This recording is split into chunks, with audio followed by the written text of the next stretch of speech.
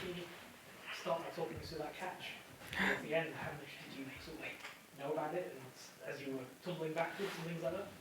I always knew that I was going to be in a hot spot for Eccleston. She hits the ball to cow quite a lot, so I was probably off the rope too many steps, knowing that she hits the ball pretty hard and far. But the ball was in the air for an eternity, and was able to pluck it with one hand. And then I guess after the initial catch, it was trying to get my momentum to basically not fall over the rope, and then it was just one of those things which instinct kind of kicks in, and you throw the ball back and hope that you can catch it on the rebound. But I made a bit of a meal of it in the end. And I'm sure people probably say that I put a bit of mayo on it, but I didn't mean for it to be caught that way, but I'll take it. What were you thinking at 59 for 4 early on in the game, sort of thing? Was the end result 300 above expectations in the end?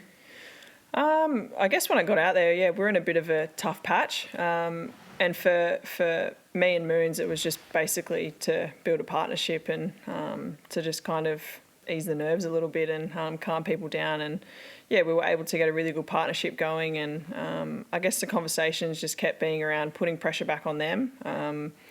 I know for me, batting in those types of situations, you can kind of go back in your shell when, for me, that doesn't really work, because then I kind of go too far the other way. So I still try to be really proactive.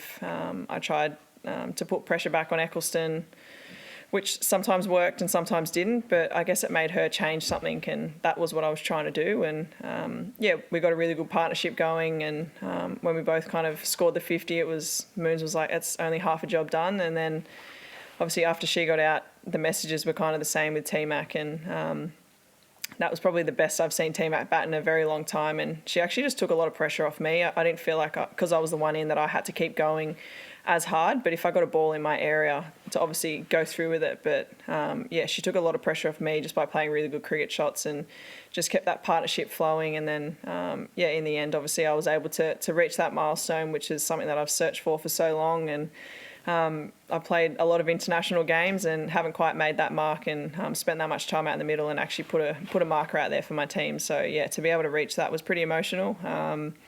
But it was pretty cool to tick off.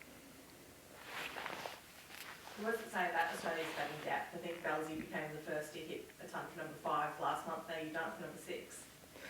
Yeah, it just shows, I guess, how many people can bat in our team, and we genuinely bat down to 9 and 10. So, to know that batting at 6, you've got people around you that can take the game on, and you never really feel like you're out of it. Even though I went in at 4 for 59, you just knew that you were only one partnership away from building the innings back up again. And I guess that's the conversations that have always happened within this group, and people know their roles really clearly, and you've got that clarity from everyone around you that no matter the situation, just keep taking the game on. And that's something that we always speak about, is just being really relentless and putting the pressure back on them, because when you're feeling the pressure, you're probably not going to play the shots that you would naturally. And I know for me personally, that's what I try and do more often than not. So to be able to make a score for my team today was super important. But then you see someone like Georgia Wareham, who comes into the team, has a massive impact. We take a lot of that momentum from that back end of the innings into our bowling innings, and then take 2 early wickets. So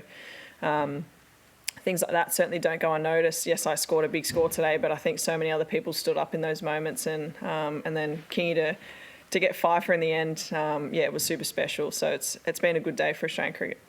Was it nice to get those couple of boundaries in the 90s, so you weren't lingering in there too long? Yes. Short answer, yes. It was like one of those things, because I haven't made many hundreds throughout my whole cricketing life. I had a feeling that I would get really nervous in the 90s, and kind of building up to that point. I think people speak about the number 87, which is a number that you don't want to be on for too long. And thankfully for me, Nat bowled a couple down leg, and I was able to get those away to the boundary and kind of race through the 90s. And then, the rest kind of just fell in place, and I was able to get to that milestone. And certainly something that I can be really proud of. What's really clicked for you in the batting in the last few? I guess you had that good score in New Zealand. You carried on to this series. Is it anything feeling different for you in the middle? I don't think technically anything's really changed. I guess for me, it's I think why I love batting in ODI cricket is I've got more balls than what I think, and sometimes that's all I need is just to get my innings going that way and then being able to capitalise later on. And I think like I've put a lot of time and effort in. I know the Big Bash this year didn't kind of go the way that I would have liked, and just trying to get my confidence back after that. And to play some good ODI series against England and India and New Zealand coming into this series. I was coming in with a bit of confidence with the bat, but I guess until you make scores out in the middle, that's where you get the real confidence. Like you can bat the house down in the nets, but it doesn't really mean much. So for me, just being able to spend some time out in the middle was super important. And today to actually capitalise on being out there for a long period was super special. Ash, you're the first Indigenous Australian woman to score an international 100. What does it mean from that perspective? I'd not really thought about that, to be honest. I feel like I'm a role model for my people, and to be able to play for my country is something that I can always be really proud of, and following the footsteps of those that came before me. And to be the first ever Aboriginal woman to score 100 is something that I can hang my hat on and be really proud of. But whenever I step out onto the field, I'm playing for more than just myself. I'm playing for my people, my family, my community.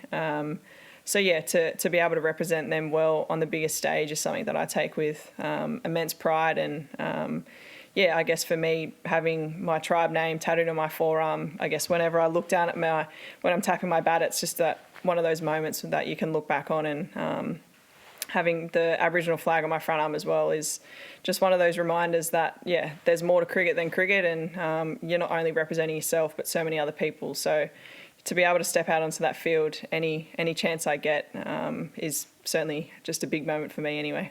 Thank you. I guess 6-0 up now. Have you won the Ashes?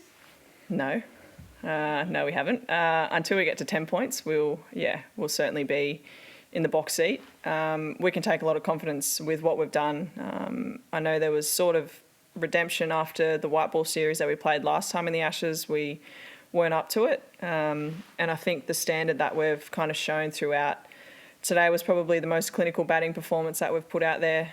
We've played on some tricky wickets, so it's really exposed us at different times and being able to overcome that. But knowing that we're going into the T20s, which I think probably is England's best format. So being able to take confidence in what we've done in these last 3 ODIs into that first T20 on Monday.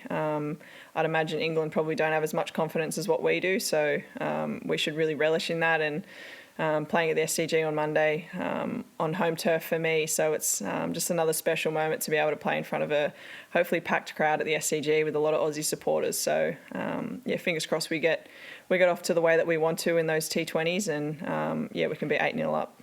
Cool. Thanks, guys. Cheers. Thanks.